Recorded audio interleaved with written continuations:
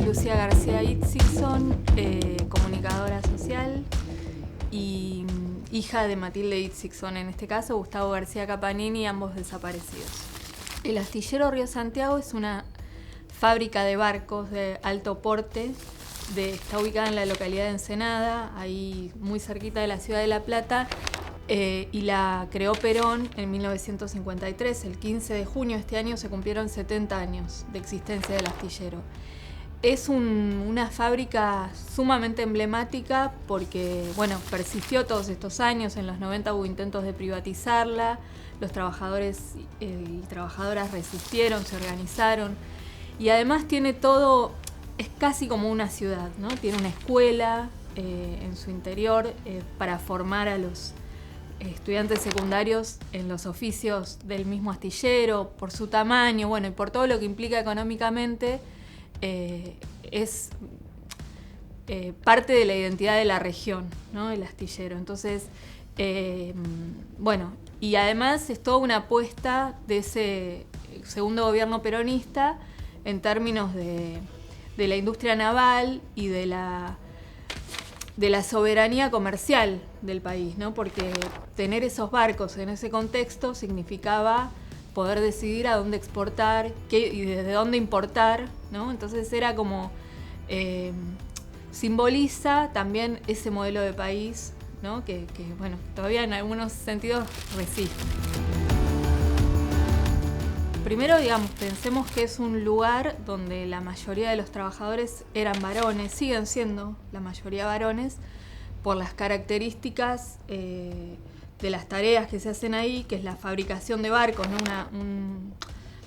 Oficios que involucran mucho la fuerza física y por estereotipos, centralmente, no porque las mujeres no tengamos la fuerza para hacer esas tareas, sino por la división sexual del trabajo y todo lo que podemos pensar desde los feminismos. Entonces, para los años 70, 72, había 8.000 trabajadores varones y 120 mujeres, ¿no? Para que pensemos las proporciones. La mayoría de las mujeres en tareas administrativas.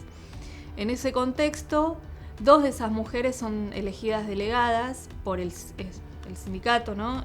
ATE, ambas militantes de la Juventud de Trabajadores Peronistas, y una es Ana María Nieva, que tenía una tarea técnica, y la otra es mi vieja, Matilde Itzigson, que era programadora de IBM.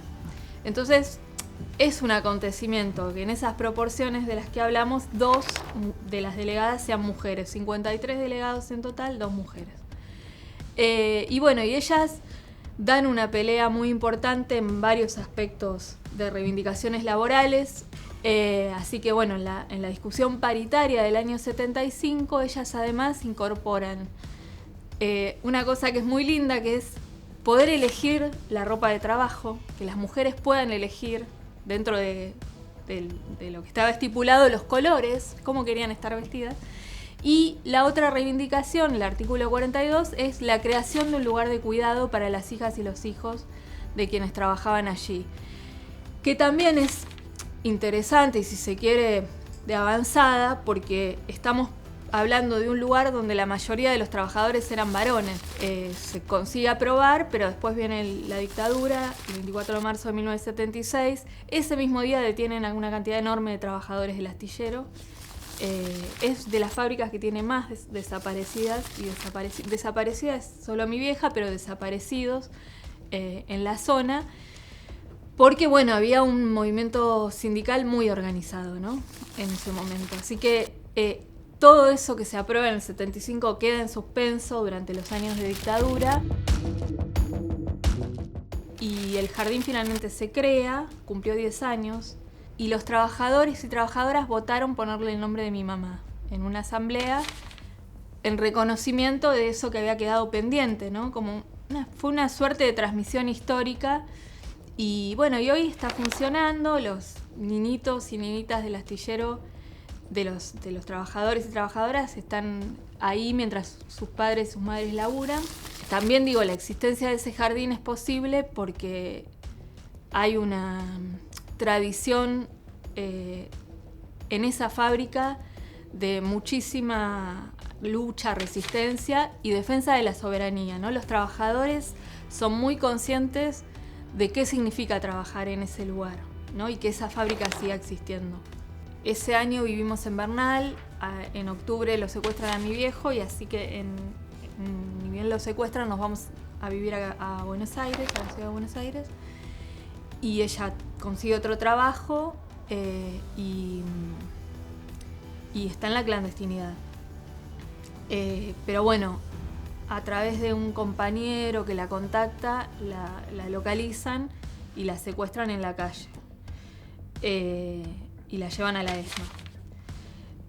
Yo creo que la diferencia en términos represivos es en la tortura, ¿no? En los lugares, en los centros de detención, donde sí hay un ensañamiento con las mujeres, porque desde la mirada militar era más desafiante todavía una militante mujer que un varón. Para ellos las mujeres tenían un lugar en la familia, ¿no? Y tenían que tener unas características como de más domésticas, digamos, ¿no? Y de cuidados. Entonces no podían tolerar ninguna militancia.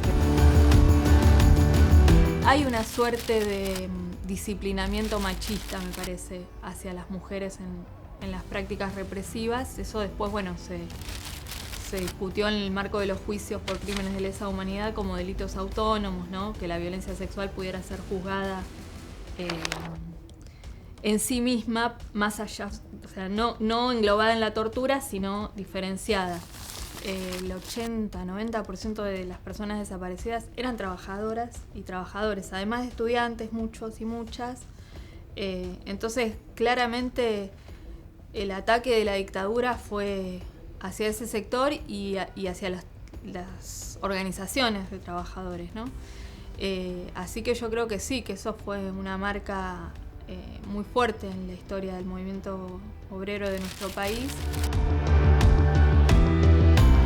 Después de todo lo que pasó, se haya concretado el jardín, le da como también una vitalidad y una actualidad a eso, ¿no?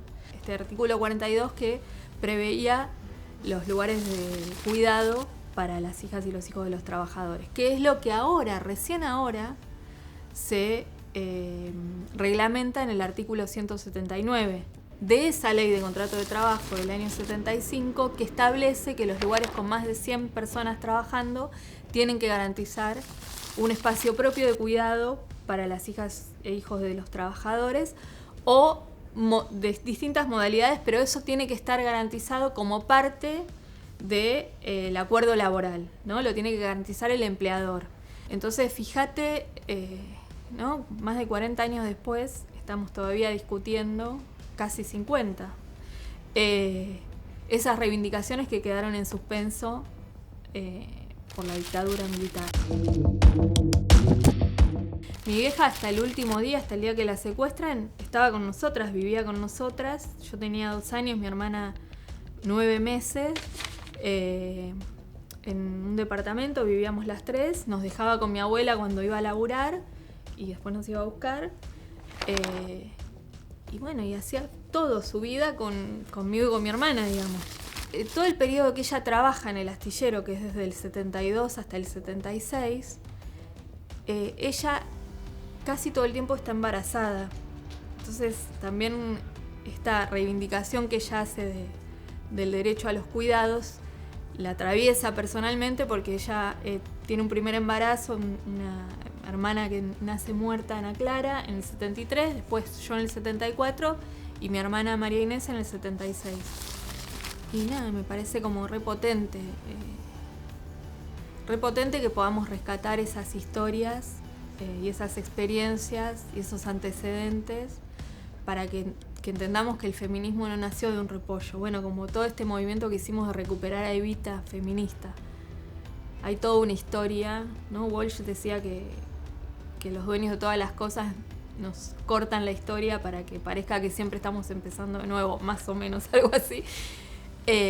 Y entonces la tarea es también reencontrar toda esa historia anterior para sabernos parte de una trama que ya se viene construyendo. Creo que eso nos fortalece y nos da perspectiva también de cómo las cosas trascienden el tiempo.